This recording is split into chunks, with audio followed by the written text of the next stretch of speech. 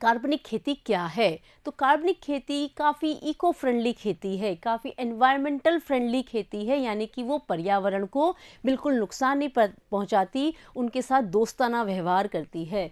तो ये क्या होती है कार्बनिक खेती? इसमें रासायनिक उर्वरक, पीड़कनाशी, शाकनाशी आदि किसी भी तरह के रसायनों का उपयोग या तो बहुत कम होता है या फिर न के बराबर होता है। इस पद्धति में अधिकाधिक कार्बनिक खाद, कृषि अपशिष्ट का पुनर्चक्रण, जैविक कारक जैसे कि नील हरित शैवाल का संवर्धन जैविक उर्वरक बनाने में किया जाता है। और नीम की पत्तियों का उपयोग करते हैं। हल्दी की विशेष रूप से जैव कीटनाशकों के रूप में खाद्य संग्रहण में प्रयोग किया जाता है। ये फसल तंत्र कीट, पीड़क और खरपतवार को भी नियंत्रित करते हैं और पोषक तत्व भी प्रदान करते हैं। ऑर्गेनिक फार्मिंग आजकल इसका बहुत प्रचार भी है। तो कार्बनिक खेती हर तरह से खेत को भी और हमको भी नुकसान नहीं पहुंचाती है, फायदा पहुंचाती है, ज़्यादा से ज़्यादा पोषक तत्व उपलब्ध कराती है। तो इस तरह से कार्बनिक खेती से हम फसल उत्पादन में सुरक्षा इम्प्रूवमेंट ला सकते हैं, सुधार ला सकते हैं। दूसरा पार्ट था सिंचाई। सिंचाई किस किस तरह से हम इम्प्रूव कर सकते हैं जिससे कि हमारे फसल उत्पादन की प्रक्रिया में सुधार आए।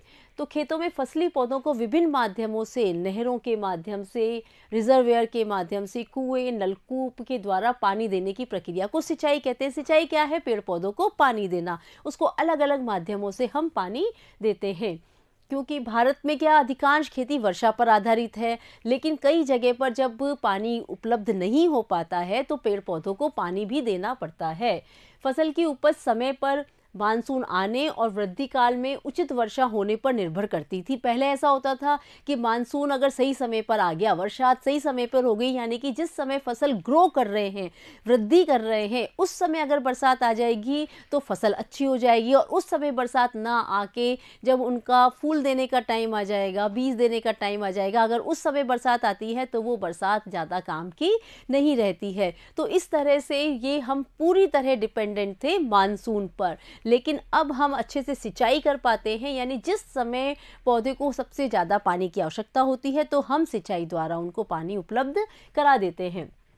फसल की वृद्धि काल में उचित समय पर सिंचाई करने से संभावित फसल उत्पादन में वृद्धि हो सकती है। किसानों द्वारा विभिन्न प्रकार की सिंचाई की विधियां अपनाई गई है और पानी के स्रोत की उपलब्धता के आधार पर जितना पानी उस एरिया में, उस जगह पर जहाँ पे खेती की जा रही है, उस आधार पे अलग अलग विधियों के द्वारा सिंचाई की जाती है। जैसे कि कुएं हैं, जहाँ पर सिंचाई के लिए भूमिगत जल होता है वहाँ पर कुएं बनाए जाते हैं। कुएं भी दो प्रकार के होते हैं। खुदे हुए कुएं, इसके द्वारा भूमिगत जल स्तरों में स्तर पानी एकत्रित किया जाता है।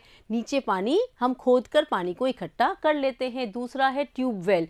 नलकूप में पानी गहरे जल स्तरों से निकाला जाता है। इन कुओं से सिंचाई के लिए पानी को पंप द्वारा निकाला जाता है। बहुत गहराई तक जो बोरिंग की जाती है तो वहाँ से हम बहुत गहराई से पानी को निकालते हैं और उस पानी का हम उपयोग करते हैं। और कौन से तरीके हैं? नहरों द्वारा सिंचाई करते हैं। यह सिंचाई का एक बहुत विस्तृत और व्यापक तंत्र है। इसमें पानी एक अधिक जलाशयों या नदियों से आता है। बीच में नहरें बना दी जाती है। अलग अलग जगहों से उस नहरों में पानी इकट्ठा होता रहता है। मुख्य नहर से शाखाएं निकलती है जो विभाजित होकर खेतों में सिंचाई का काम करती है। तो इस तरह से नहरों द्वारा भी सिंचाई की जाती है। फिर है नदी जल उठाव प्रणाली, रिवर लिफ्ट सिस्टम्स। इसमें क्या होता है, जो नदी होती है, नदी के पास वाले खेतों में नदी के पानी को इस तरह से दिशा दे दी जाती है कि वो नदी का पानी उन खेतों में सिंचाई कर देता है। जिन क्षेत्रों में जलाशयों में कम पानी मिलने के कारण नहरों का बहाव अनियमित अथवा अपर्याप्त होता है, वहाँ जल उठाव प्रणाली का अधिक उपयोग होता है। नदियों के किनारे स्थित खेतों में सिंचाई करने के लिए नदियों से सीधे ही पानी निकाला जाता है। वहाँ से डायरेक्ट पानी निकालकर खेतों में पहुँचा दिया जाता है। इस तरह की विधि को कहते हैं जल उठाव विधि। ठीक है। फिर है तालाब। तालाब हम जानते हैं एक ऐसी जगह होती है जहाँ पर पानी इकट्ठा रहता है, तो वो तालाब कहते हैं। छोटे जलाशय जो छोटे क्षेत्रों से बहे हुए पानी का संग्रह करते हैं, आसपास का पानी इकट्ठा होकर वहाँ पे तालाब पे इकट्ठा हो जाता है। उस तालाब के पानी का कृषि में उपयोग किया जा सकता है, सिंचाई के लिए। उसके अलावा है मॉडर्न टेक्निक्स आ गई हैं, खेती में भूमिगत जल की उपलब्धता को बढ़ाने के लिए नई पहल की गई है। देखो क्या किया गया है, जल संचयन, वाटर हार्वेस्टिंग, वर्षा के जल को या फिर हमारे घरों में जो पानी बह जाता है नालियों में, उन जल का उपयोग करते हुए पानी को इकट्ठा कर लिया जाता है, वो कहलाता है जल संचयन, वाटर हार्वेस्टिंग। हमारी छतों से पानी बह बह के सड़क पे बह जाता है और अलग अलग जगह पे बिखर जाता है। तो उससे अच्छा ये है कि हम हमारे पानी की कमी को किस तरह से पूरा कर सकते हैं, इस विधि को अपनाकर। जल को भूमि में टनल आदि बनाकर इकट्ठा किया जाता है। यह पानी मिट्टी में रिसता रहता है, जिससे कि पानी जो भूमिगत जल है उसका स्तर भी बढ़ जाता है।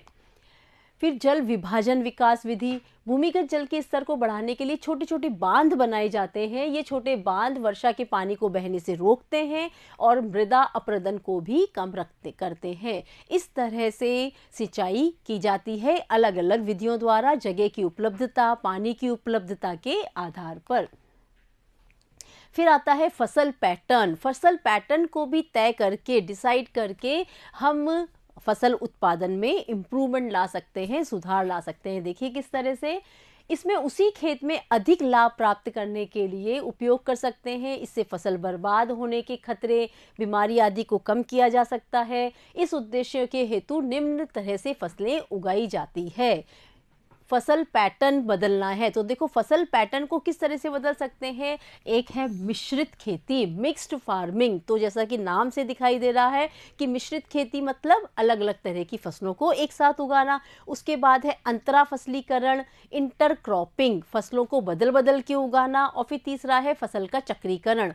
तो ये 3 विधियों द्वारा फसल पैटर्न हम करके हम फसल उत्पादन में सुधार ला सकते हैं। मिश्रित खेती क्या है? मिश्रित खेती में 2 या 2 से अधिक फसलों को एक साथ ही एक खेत में उगा दिया जाता है।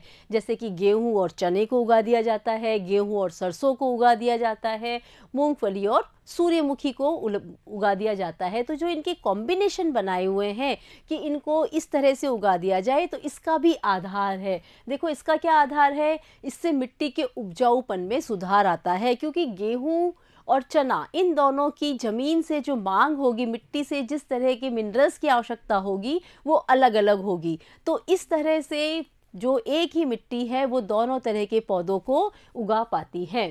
अनिश्चित मानसून की वजह से फसल बर्बाद होने का खतरा भी कम हो जाता है। तो इस तरह से मिश्रित खेती के द्वारा फसल उत्पादन बढ़ा सकते हैं।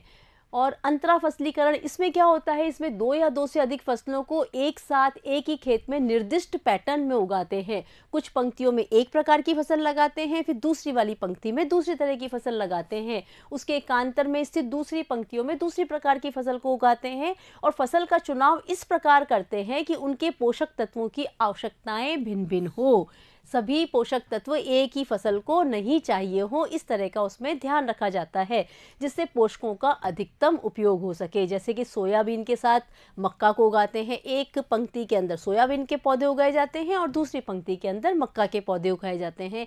तो ये कॉम्बिनेशन हमको याद करना होता है कि सोयाबीन के साथ कौन सी फसल को उगाया जा रहा है, बाजरा के साथ लोबिया की फसल को उगाया जाता है। अंतरा फसलीकरण के क्या फायदे होते हैं? देखो, इससे उपलब्ध पोषकों का अधिकतम उपयोग सुनिश्चित होता है और बेहतर परिणाम मिलते हैं। मिट्टी के अंदर जितने भी पोषक तत्व हैं तो वो सभी का यूटिलाइजेशन हो जाता है, क्योंकि अलग अलग फसल के द्वारा अलग अलग मिनरल्स की मांग होती है। इस विधि द्वारा पीड़क व रोगों को एक प्रकार की फसल के सभी पौधों में फैलने से रोका जा सकता है। तो जो कीट लग रहे हैं फसलों के अंदर, उसका भी रोकथाम होती है। दोनों फसलों से अच्छा उत्पादन भी प्राप्त किया जा सकता है। एक ही समय पे 2 तरह की फसलों से हमको लाभ मिल जाता है। तो इस तरह से अंतरा फसलीकरण के फायदे हैं। फिर है फसल का चक्रीकरण, क्रॉप रोटेशन। जैसा कि शब्द से ही समझ में आ रहा है कि बदल बदल के फसलों को उगाना। इस विधि में किसी एक खेत में क्रमवार व पूर्व नियोजित कार्यक्रम के अनुसार फसलों को उगाना फसल चक्र कहते हैं। इसमें क्या होता है कि इसके बाद कौन सी फसल उगाएगी, फिर कौन सी फसल उगाएगी, इसको तय करना होता है कि इसके बाद अगर दूसरी फसल वो जो मिट्टी में पोषक तत्व कम हो गए हैं उसकी मांग ना हो, दूसरे पोषक तत्वों की मांग हो, तो वही उगाई जाती है। तभी उगाने से फायदा होता है। परिपक्वन काल के आधार पर विभिन्न फसल सम्मिश्रण के लिए फसल चक्र को अपनाया जाता है। उनका समय देख लिया जाता है कि वो कब परिपक्व होती है, तभी दूसरे बीज डाले जाते हैं। अगर उनके दोनों के टाइम एक जैसे हो जाएंगे तो फिर वो फसल चक्रीकरण काम नहीं आएगा। एक खेत पर एक फसल उगाई जाती है और इसकी कटाई के बाद दूसरी फसल उसी खेत पे उगाई जाती है और फिर उसकी कटाई होते ही तीसरी फसल उगा दी जाती है। इससे क्या होता है, एक कटाई के बाद कौन सी फसल उगानी चाहिए, यह नमी और सिंचाई की उपलब्धता पर निर्भर करता है कि वातावरण में कितनी नमी है और वहाँ पे सिंचाई के लिए कितना पानी उपलब्ध है। ये तय करके ही हम फसल चक्रीकरण का फ़ायदा उठा सकते हैं। यदि फसल चक्र उचित ढंग से अपनाया जाए तो एक ही साल में 2 या 3 फसलों से अच्छा उत्पादन किया जा सकता है। तो इस तरह से हम फसल का उत्पादन को प्रबंधित कर सकते हैं, मैनेज कर सकते हैं। अब है फसल सुरक्षा प्रबंधन, क्रॉप प्रोटेक्शन मैनेजमेंट। अब फसल अच्छी उग गई है हमारे पास, हमने सब ध्यान रख लिया है कि ज़्यादा से ज़्यादा फसल हम उगा लें, लेकिन अब जब फसल कट गई है उसके बाद उसकी सुरक्षा करनी भी बहुत ज़रूरी होती है, क्योंकि जब तक वो खाद्य पदार्थ बनकर लोगों तक ना पहुँचे तब तक तो हमको उसका ध्यान रखना ही है और उनके तरीक़ों को भी अपनाना है कि किस किस तरीके से उनकी सुरक्षा की जा सकती है और उनका ध्यान रखा जा सकता है। तो जब फसल कट के आ गई है तो उसका किस तरह से ध्यान रखा जाए। खेतों में फसलों को खरपतवार, कीट, पीड़क, रोगों से बचाना पड़ता है। फसल सुरक्षा प्रबंधन में इन्हीं संक्रमणों को कम करने के तरीके शामिल है। यदि पीड़कों को सही समय पर नियंत्रित नहीं किया जाए तो फसलों को बहुत हानि पहुंचा देते हैं। जब फसल लग के तैयार हो गई है, कटने के लिए तैयार है, उस समय भी हमको उनका ध्यान रखना होता है कि किस तरह से इनकी सुरक्षा की जाए। तो किस किस तरह की परेशानी आ जाती है, खरपतवार उग जाती है। खरपतवार क्या होती है अभी हम आगे समझेंगे। कीट हम जानते ही हैं कि कीड़े उसको काट लेते हैं, फलों के ऊपर, बीजों के ऊपर, सब्जियों के ऊपर कीड़े लग जाते हैं, पीड़क लग जाते हैं, कोई फसल में कोई रोग हो जाता है। तो इन सब से भी हमको उन्हें सुरक्षा देनी होती है। तो हमको कई तरीकों को अपनाना पड़ता है जिससे कि हमारा जो फसल उत्पादन का उद्देश्य है, फसल ज़्यादा से ज़्यादा हम उत्पादन कर सकें, इस उद्देश्य में हम सफल हो सकें। तो हर स्टेप पे हमको ध्यान रखना होता है। खरपतवार, वीड, ये क्या होती है, जो हमारी फसल है, मेन जो फसल है उसके साथ छोटे छोटे जंगली पौधे या इस तरह के पौधे उग जाते हैं जो कि हमारे काम के नहीं हैं या फिर जो मेन फसल को नुकसान पहुंचा रहे हैं। पोषक तत्व और जल खुद एब्जॉर्ब कर लेते हैं, खुद ले लेते हैं भूमि से, और जो फसल की नीड है, फसल की रिक्वायरमेंट है, उसकी आवश्यकता की पूर्ति हो ही नहीं पाती। तो ऐसी स्थिति में क्या होता है, ये खरपतवार हमारी फसल को नुकसान पहुंचाते हैं। यह जोते हुए खेत में अनावश्यक पौधे होते हैं, भोजन, स्थान और प्रकाश के लिए स्पर्धा करते हैं। किससे स्पर्धा करते हैं, जो हमारी मुख्य फसल होती है उससे स्पर्धा करते हैं, यानी कि वो कंपटीशन में आ गए, उनको भी पानी चाहिए, उनको भी पोषक तत्व चाहिए ज़मीन से, तो वो हम पूर्ति अगर करने लग जाएंगे, उनको नहीं हटाएंगे तो हमारी फसल को नुकसान पहुंचेगा। खरपतवार पोषक तत्व भी लेते हैं जिससे फसलों की वृद्धि कम हो जाती है। इसलिए अच्छी पैदावार के लिए प्रारंभिक अवस्था में ही खेतों से खरपतवार को निकाल देना चाहिए।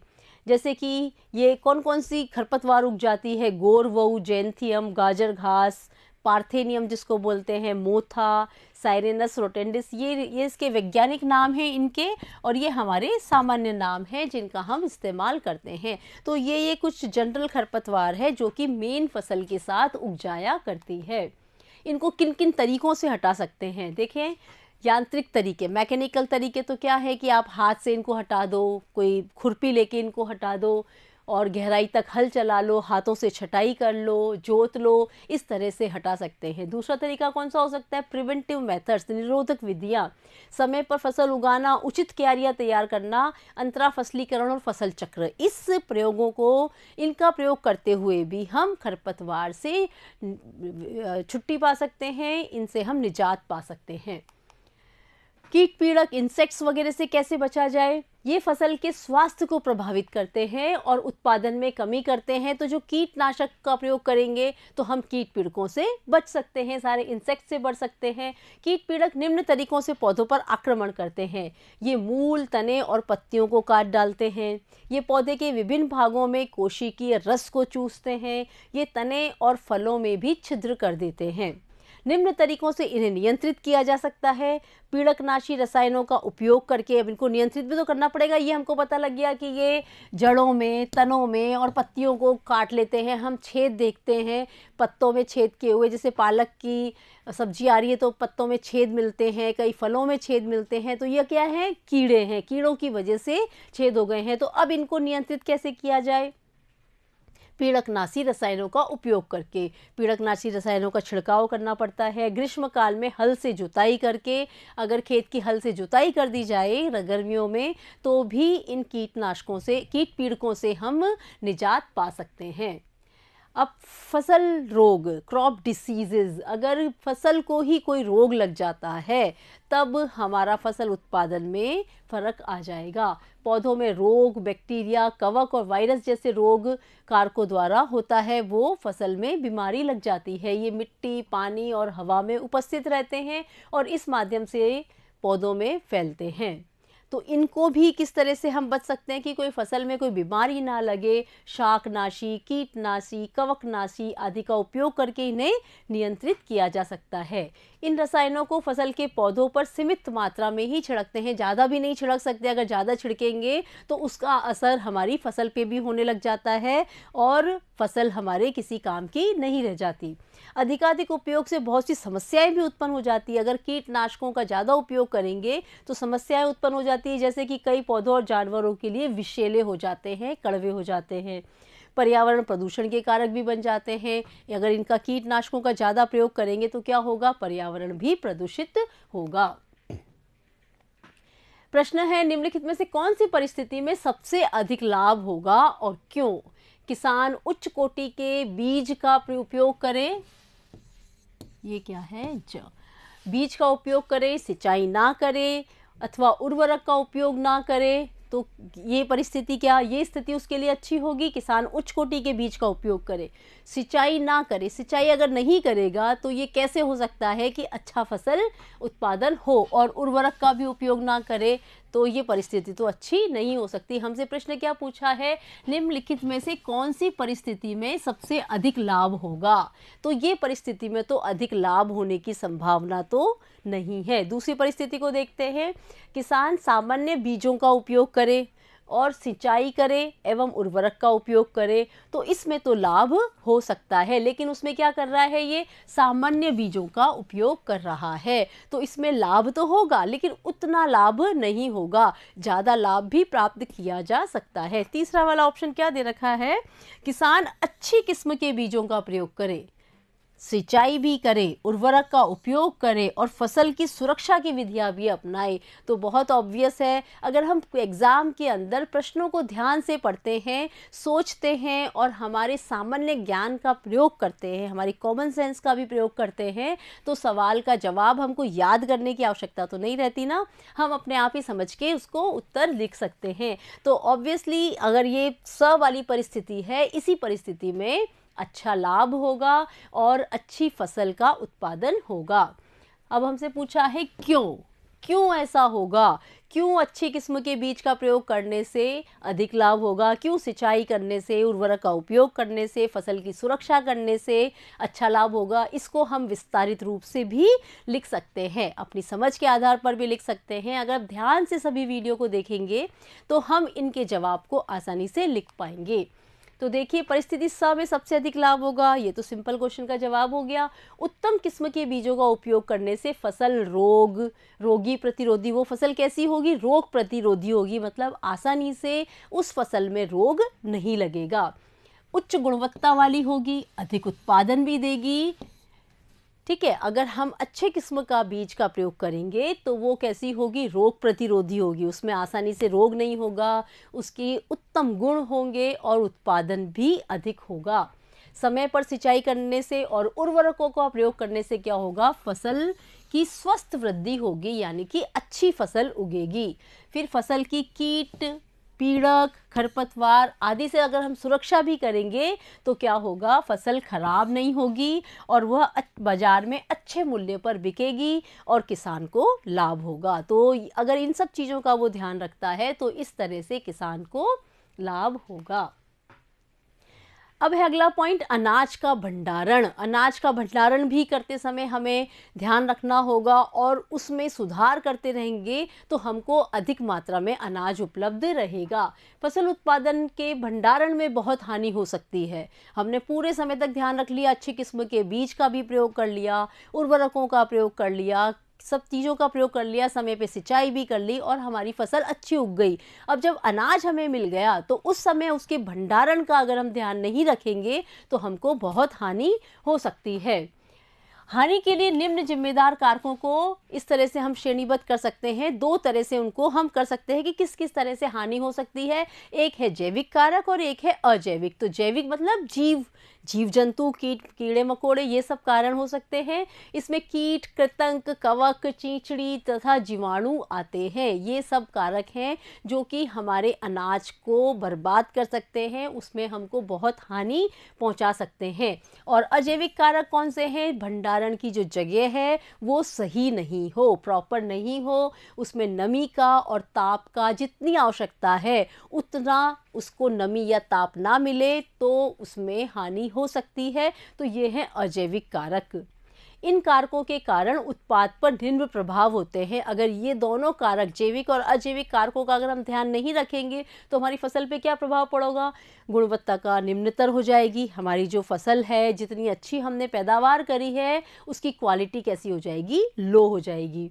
अंकुरण करने की क्षमता में भी कमी आ जाएगी। उसके जो बीज बनेंगे तो उनका अंकुरण होता है तो वो अंकुरण में भी कमी आ जाएगी। उत्पाद बदरंग हो जाएगा। जब उत्पाद बदरंग हो जाएगा और मार्केट में जब बिकने के लिए जाएगा तो हमें पता नहीं लगेगा कि ये जो फसल आई है, जो अनाज आया है, ये अच्छी क्वालिटी का आया है, क्योंकि हम रंग रूप देखकर ही उसी को खरीदते हैं। तो उत्पाद अगर बदरंग हो जाएगा तो वो आसानी से मार्केट में बिकेगा भी नहीं और वजन में भी कमी आ जाएगी और उससे क्या हो जाएगा? किसान को नुकसान होगा।